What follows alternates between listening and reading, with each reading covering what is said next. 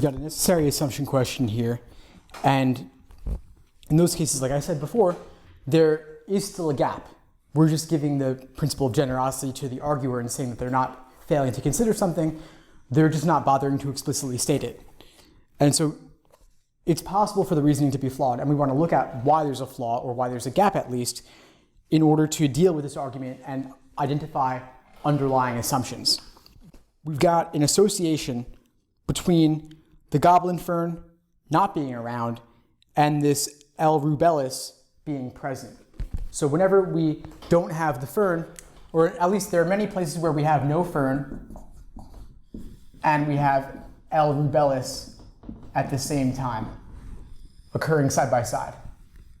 So that correlation causation. Exactly. So as we, essentially they're saying as we lose the fern, we get the rubellus, therefore L. rubellus causes the fern to disappear, or kills it, or something like that. So they're saying that because they're side by side, one causes the other. Now, of course, they're failing to consider alternate possibilities. They did say that there is this thin leaf layer associated with both. So for that reason, that becomes my automatic third variable. The third variable that could cause the loss of the fern and the L. rubellus potentially, or at least be a more likely cause. There are many likely causes, of course, but that's where I would start off with.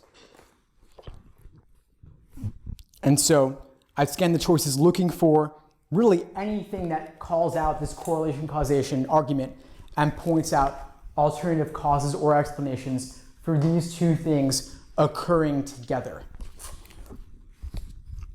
And necessary assumption, meaning, like I said earlier yesterday, is a form of a must be true question. We're looking for something that needs to be the case in order for the argument to work, meaning that we want to dismiss the possibility of some third variable causing both of these things, or the causality being reversed in some way potentially along those lines. Yeah, awesome, E. So E says that L. rubellus is attracted to the thin leaf layer, and so the fern may have nothing to do with, may not have disappeared because of the rubellus, but because of the thin leaf layer as well. So the layer is causing both the fern to disappear and L. rubellus to come along. It's attracting it. Awesome. I think A might be a little bit tempting because it's kind of like a negation of what's happening in the stimulus. The saying thin leaf layer, no goblin fern, therefore thick leaf layer, you will have a goblin fern. But is that necessary? All that's doing is tying these two things together more, but it's certainly not required for the argument. It doesn't really do anything to help deal with the L. rubellus issue. Thanks for tuning into the show. Please subscribe if you haven't done so already to be notified of new episodes as I release them, and feel free to reach out if you need anything at all as you move forward with your prep.